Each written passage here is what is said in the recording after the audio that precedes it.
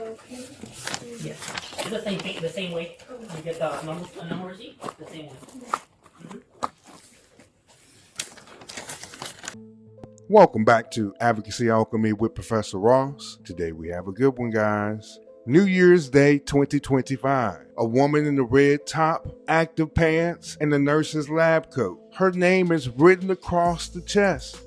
She stopped at Target, and she has over $300 in concealed merchandise. She begs the officers to not ruin her name, claims she can pay afterwards, and leans into her own identity as a nurse. But here's the real question. When the evidence is clear, does profession or an apology really matter?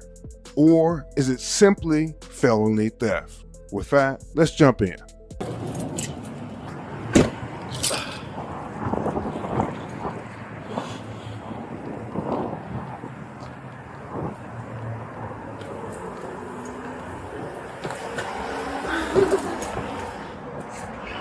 When you said I thought.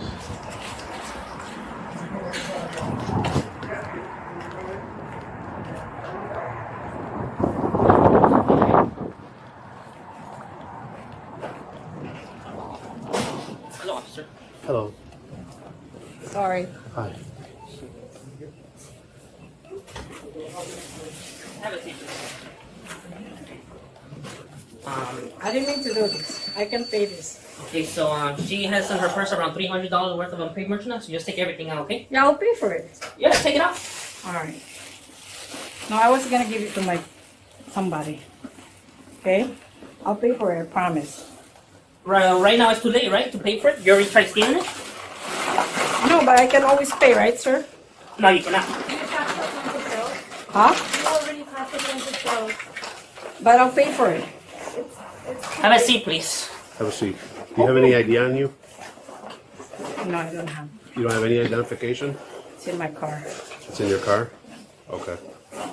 What kind of car do you have? I'll pay for it. What kind of car do you have? Just don't ruin my name. Huh? Just don't ruin my name. Don't ruin your name? Yeah. I Okay. promise. I pay You for ruined it. your own name. So I'm gonna need your name. Have a seat. Do you have anything on your person that may hurt anyone, like needles, knives? No, I don't have anything. Don't listen. Put everything down. I didn't ask you to do that. Take off that jacket for me. Put it over here. Don't go in your pockets. Listen to my instructions, okay? Okay. Stand up. Take that jacket off. Place it right over here. Right over here. Place the jacket over here. Right there. Put your hands up. Turn around. Okay, have a seat. Have a seat. Okay. Is this your jacket? I'm sorry? Yes? It's mine too. Is this yours? Yeah. No, that's mine. It's brand new. Yeah. Stop lying, man. Why are you lying? No, bro, I put it over there in the bag. I'll pay for it. Those are Ray-Bans. yeah, I think Target.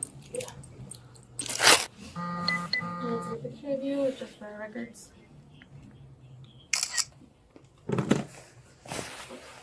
But there always says like you can pay for it. No, not at Target. Only at Walmart, not at Target, okay? Target's really serious about theft and all that stuff. I know, but there's always saying you can pay for it. At Walmart, not in here. No, you cannot pay for it no more, okay? What can I resolve it? It's New Year, So, please. I know. Give me this ring. So, ¿por qué está robando, oiga? ¿Por qué? No, I'm not. I don't speak You Spanish. don't speak Spanish? Where are you from? Philippines. Philippines? Oh, okay. When did But you sir, get listen. I can pay for this. I'm So late. professional. So late. I'm professional too, and I gotta do my job. Sumaya. Sumaya is your middle name? Yeah, opo. Huh? Opo. Yes, sir. Okay. And your last name is Yeah. Listen, I know this stuff. I know that when you do that, you can always pay. So No, you don't go through it too much. It's New Year. I don't I'm care very if it's New sorry. Year. Please. I don't care. Please, sir. No, you're saying $300, I'll pay for $400. it. I'll pay for No, it. you cannot. What is your address? You wrote Ma'am, my name. do me a favor. Don't argue with him. Okay. Okay? Everybody has a job to do, right? Okay. This is his job, is to catch people who steal, right? If the company has an ordinance that they're not going to let anybody go past a certain amount, then that's his job to continue and follow that ordinance. Okay. It's not yours to dictate whether or not he could let you go or now you want to pay for all the shit that you took. Okay? Can I pay for it? Because I have to give it to somebody tonight, please. It's a birthday. I still have a patient to go. So if I can pay for it, I know. What do you do for a living? I'm a nurse. You're a nurse? A registered nurse? Or I'm a registered nurse. registered nurse?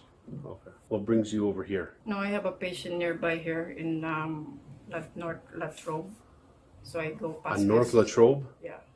Okay. I didn't mean to like what I said. I'll pay for it. It's New Year. I know Walmart does that, but I know you do. How many times have you been arrested for retail theft? Never? What about theft in general? No, never. It's just first time because I'm rushing. Okay, let's try this again. How does the name on your license appear? Because you're not coming back with no record. Okay? We can go to my car, He but I what? want to pay this because I want to. Hold on a minute. He what?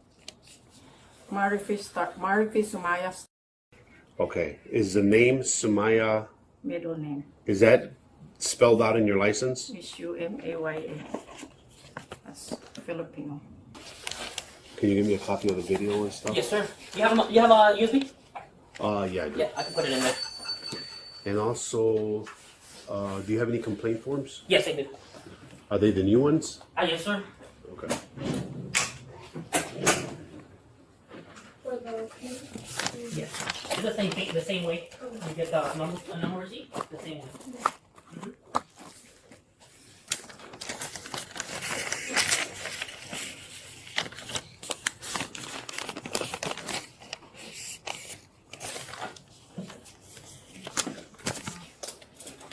Turn around. Alright, let's go. I'm not running. Huh? What'd you Very say? sorry for me. You're very sorry for you? Okay. I'm married to a cop. You're married to a cop? No, you're not. I am in New Hampshire. Starting. Look it up. New Hampshire? Yeah. Where's that? In the state of New Hampshire? Oh, okay. So he's not a cop anymore? I used to be U.S. Air Force. Huh? I used to be U.S. Air Force. He used to be reserved? Yeah. My son too. The woman was charged with felony retail theft, booked and later released with a scheduled court date. All right, so this happened in Cicero. That's right outside of Chicago in Illinois. So we're going to be using the Illinois compiled statutes. Our first law, retail theft. This is found at Chapter 720 of the Illinois compiled statutes, 5/16-25. A person commits retail theft when they knowingly take or conceal merchandise with the intent to permanently deprive the store of its value. Now, the key act is to conceal the item. Like here, she put that makeup in her coat and attempted to leave without paying. That qualifies as retail theft. Now, she had stuff in her bags. She had stuff also in her coat. It's crazy that they had watched her throughout the whole time of being in the store and already knew she had stole about $300 worth of stuff. Now, the felony threshold. Merchandise over $300 makes it a Class 3 felony. Merchandise under $300 is a Class A misdemeanor. Now, for the misdemeanor, that even carries up to 1 year in jail, a fine of up to $2,500, possible probation. For the Class 3 felony, that carries between 2 and 5 years in prison, a fine of up to $25,000. You might get probation on this level also, but the felony will remain on your record. Important fact, guys. Nurses have to go to a professional board in order to receive their license, okay? So getting felonies and things like that will probably hinder her from being a nurse. So this might affect her professional license. Now, officers documented over $300 of unpaid merchandise here, so that is going to be the felony territory, all right? Her plea to pay after being caught, that doesn't erase the offense. Her intent is formed once she takes the items and puts them in her jacket. All right, we're not looking at later on once she's caught. That's when she's trying to revise the story here, okay? Now, the fact that she's wearing a lab coat with her name on it, that's fairly diabolical, right? My name is Joe while I pick up the stuff I'm going to steal in the store. Oh, man. Okay. We only have one law here today. She didn't fight the police. She worked with them. According to the original uploader, she even was allowed to, she went right to the jail and she was allowed to go right home afterwards. So I don't have this woman's full name, so I can't go find what her results were in court. We know her middle name, Sumaya. Let's move into our evidentiary standards next. All right, let's go over our 6 levels of evidence and how they apply to a case like this one. We'll start at the weakest level and we'll work our way up to the highest level, okay? First, mere suspicion. Now, when the government or the police are at this level, they just have a gut feeling. There's no proof just yet, and they can't take any real action. Now, the police may hang out, wait around and see if something happens, but they can't take any action. All right, a good example. A shopper in the nurse's lab coat. She looks like she's hurrying and keeps glancing toward the door. She's suspicious, but that's nothing to take any action, at least not just yet. Now let's move up one level. Reasonable suspicion. Now at this level, the government or the police have specific facts to believe that some criminal activity is afoot. This does give the police grounds to make a brief stop. During this stop, they're going to investigate if there is any crime happening. Here, at the very beginning of our video, the police are meeting her at the door. She walks out the door, they're pointing for her to go back inside. Loss prevention sees her stuffing items into her coat from the cameras. That's enough for them to approach and detain the suspect. Moving up a level, probable cause. At this level, the government and the police are going to be able to arrest you. This is a very important level, especially for the public generally, because this is when the police are going to take action against you. Not only is your day being held up now, you're about to go to jail. You might have to bond out, which costs money. You might have to buy an attorney, which costs money. Or you might be sitting in jail until you can be seen by a judge, which takes time, which you don't get back.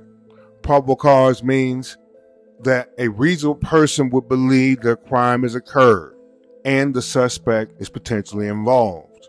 At this level, the government can arrest you. They can go and get warrants from judges, and the warrants can be either for the arrest of a person or to go search and seize certain property. Here, the woman passed the registers without paying, and she had concealed merchandise that was worth over $300 found among all her bags and things. That's probable cause for an arrest. Moving up one more level, we have preponderance of the evidence. This level means more likely than not. At this level, we're talking about taking somebody to court to sue them for money, or we're suing somebody over a contract.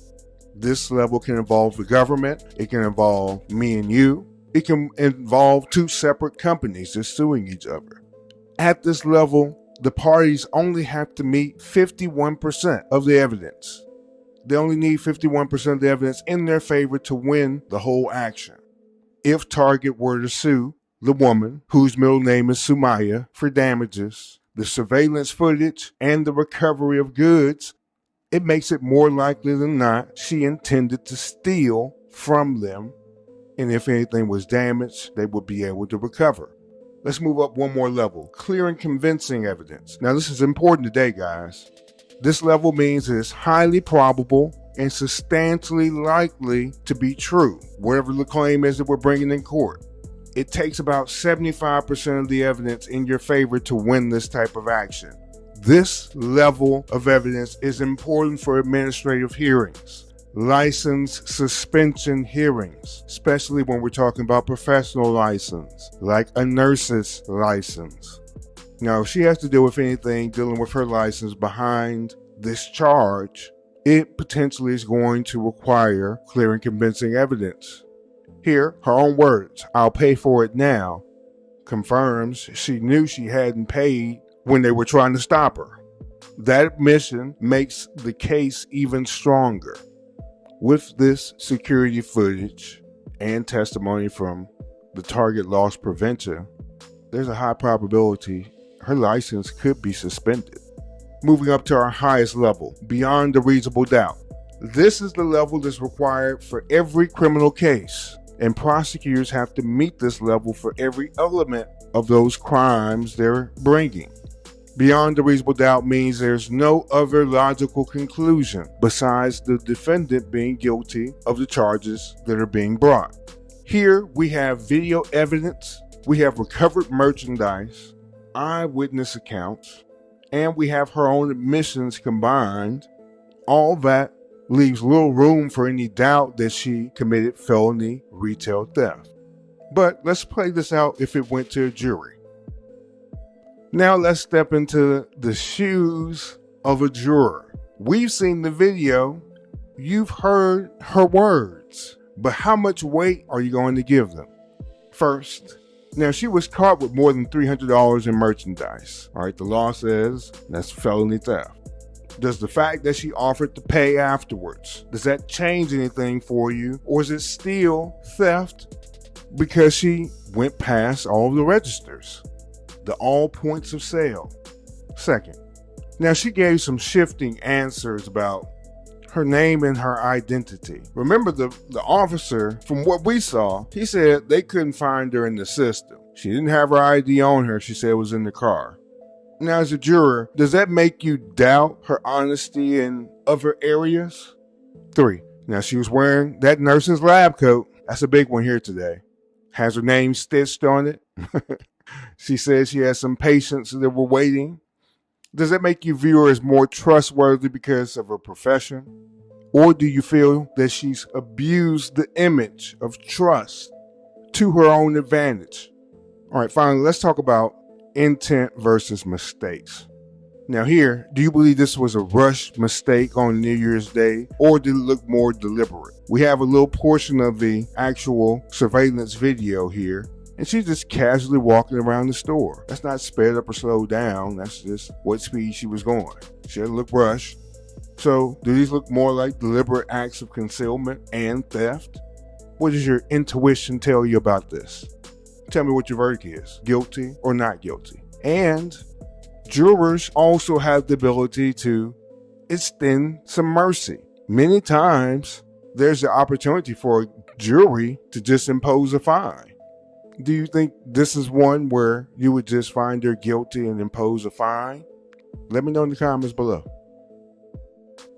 This case shows how quickly a single decision can erase years of professional credibility. Wearing a nurse's lab coat with her name on it didn't shield this woman from the law. In fact, it may have made the consequences even more severe.